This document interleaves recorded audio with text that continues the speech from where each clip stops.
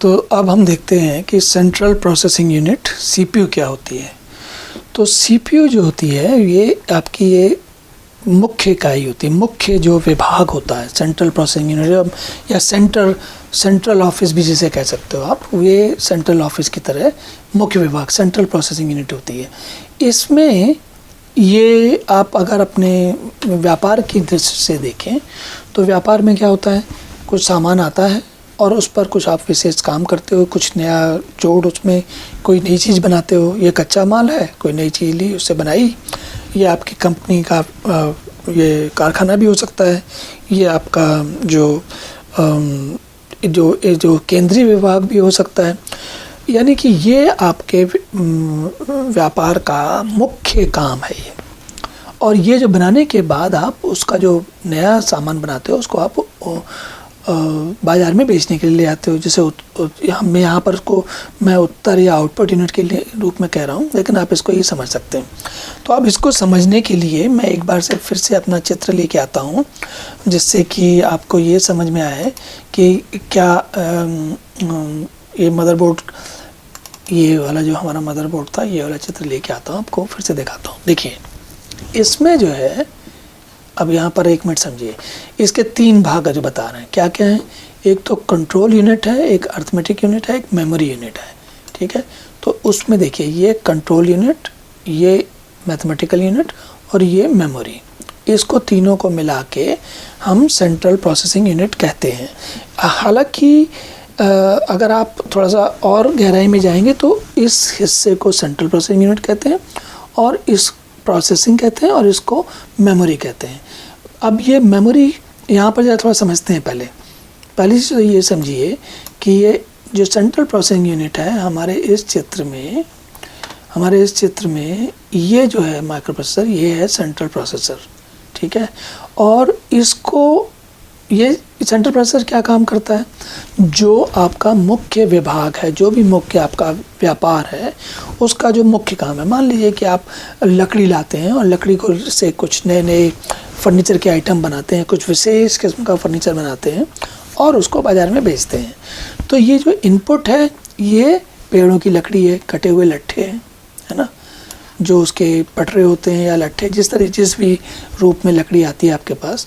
और यहाँ पर आप उसको अलग अलग तरीके से बोर्ड में उसको पाउडर बना के, आप उसके डंडे निकाल के, व्हाटएवर जैसे भी तरीके से करते हो, ये सारा काम आप सेंट्रल प्रोसेसिंग यूनिट में करते हो। फिर जब एक बार आपकी मेज, टेबल या जो भी आप विशेष कोई आर्ट संग्रह की चीज़ बना रहे हैं, वो मान लीजिए आप वुड के उसके लकड़ी के फ्रेम बनाते हैं, है ना, तो वो उसके लिए फिर वो आपका आउटपुट होता है।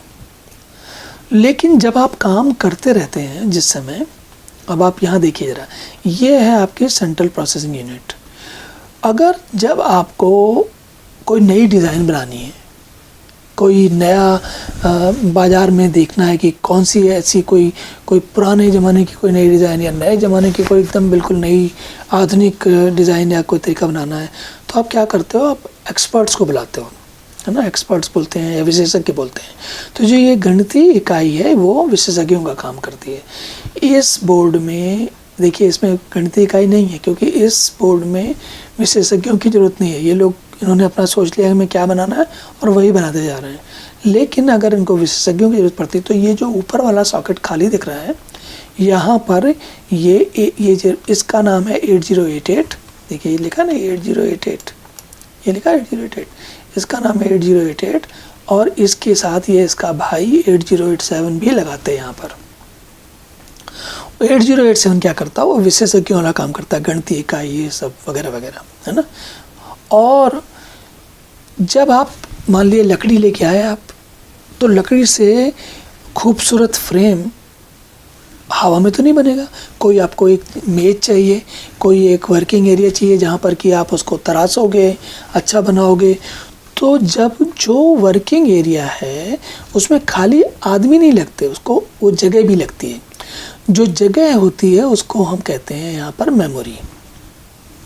कौन सी मेमोरी है ये, तो जो टेबल बनाते वक्त जहाँ पर आपको जो फ्रेम बनाने हैं उनकी जो वर्क बेंच है, जहाँ पर वो बना रहे हो आप, वो या तुरंत के तुरंत जो सामान आप इधर उधर रख रहे हो वो कहलाता है तात्कालिक स्मृति, यानी कि वो जगह है जहाँ पर आप काम कर रहे हो, जिसके जो आपके तुरंत के तुरंत काम में आपको आवश्यक है, उसके बगैर आप काम नहीं कर पाओगे।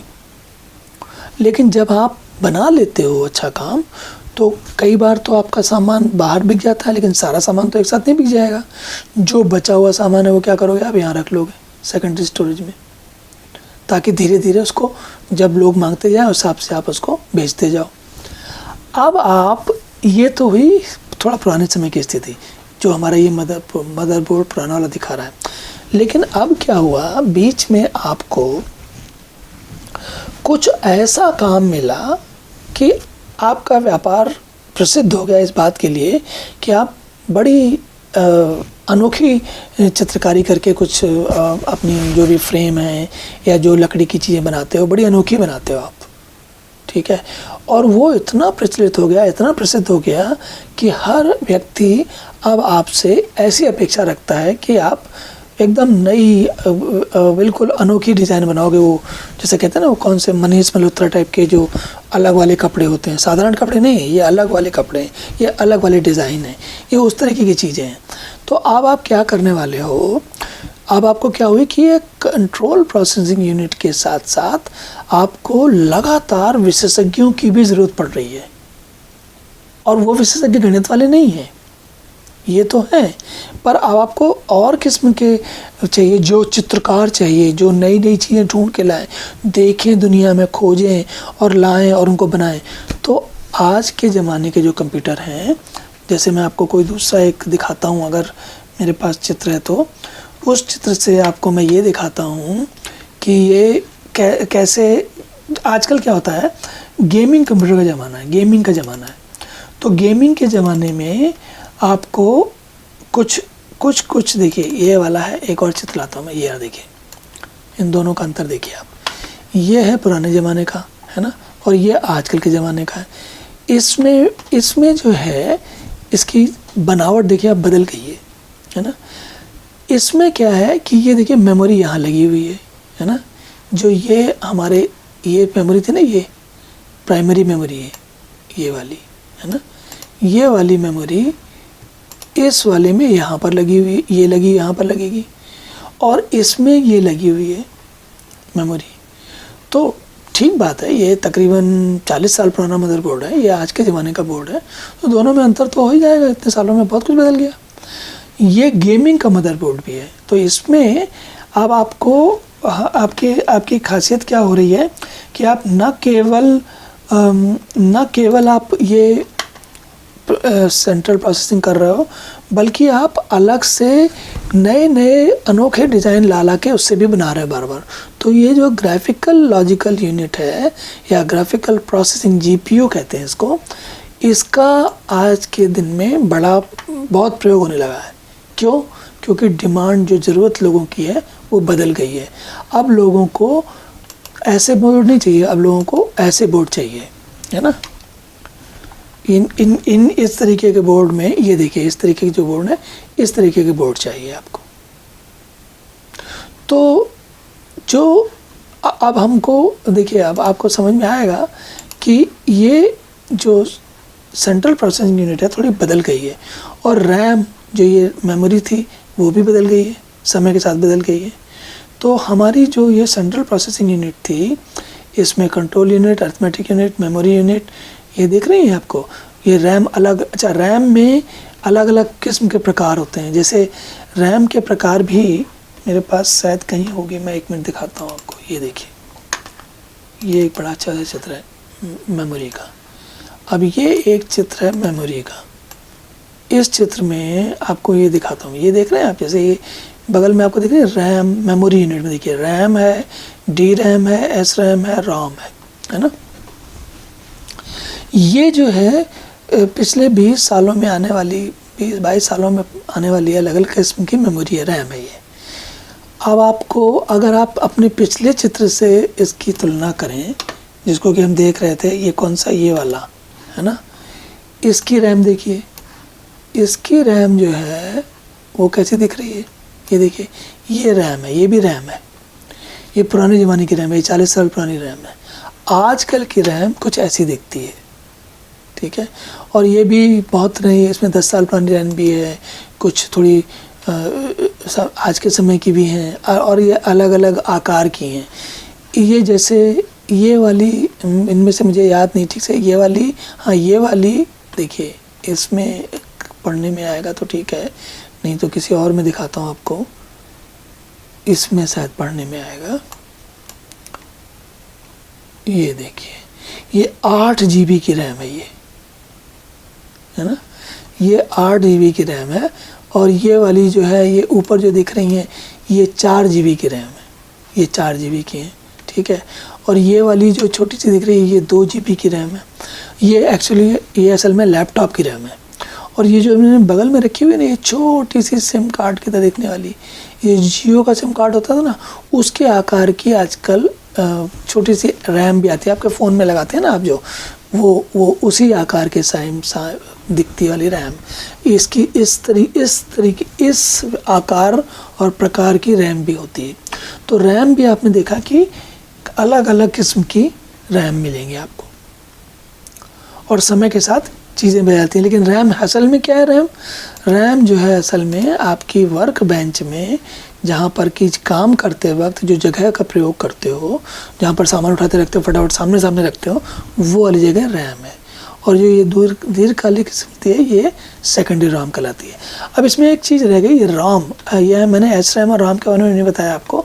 रैम के बारे में बिल्कुल अलग से चर्चा करेंगे, क्योंकि रैम थोड़ी एक अलग टाइप की चीज़ है, तो उसके बारे में अलग से बात करना ही में ही मज़ा आता है। अब इसमें एक बार देखिए आप, इसमें जो है, मैं इसी चित्र पे फिर वापस आता हूँ। इसमें मैं 1 मिनट याद करने की कोशिश कर रहा हूँ, कहाँ पर है। ये जो दिख रही है आपको,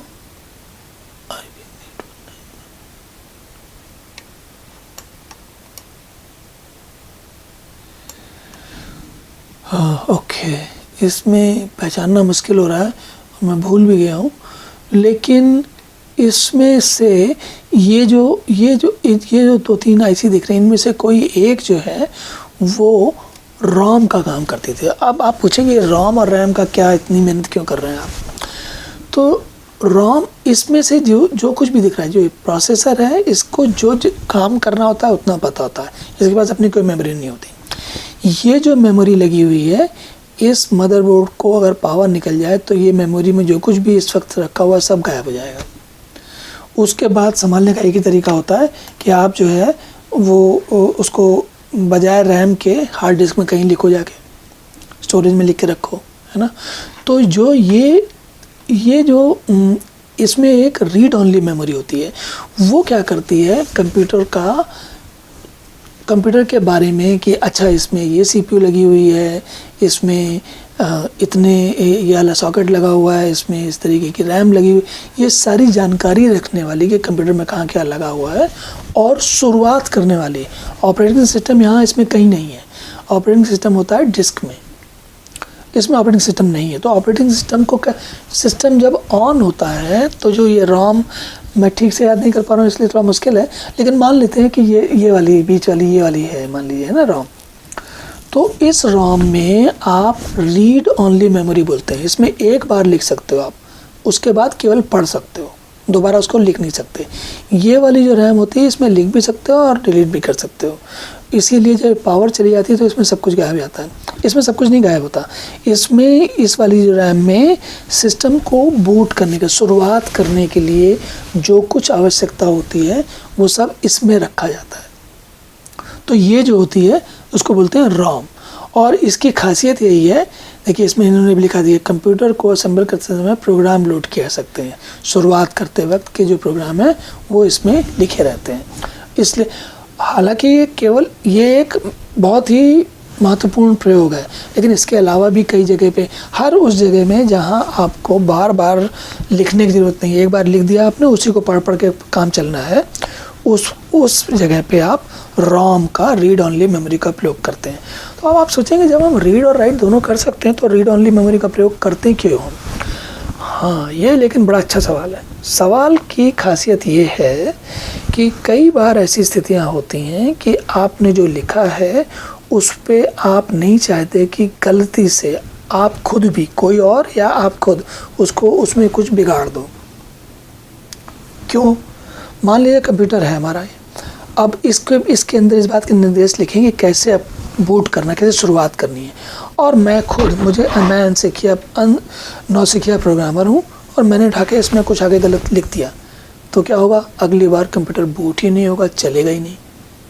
तो रीड ओनली मेमोरी एक का प्रयोग करने का सबसे बड़ा कारण ये है, जब हम गलती से भी ऐसी स्थिति नहीं उत्पन्न होने देना चाहते जिसमें कि हम कोई गलती से बिगाड़ सकें चीज़ों को, इसलिए भी रीड ओनली मेमोरी का विशेष करके प्रयोग किया जाता है।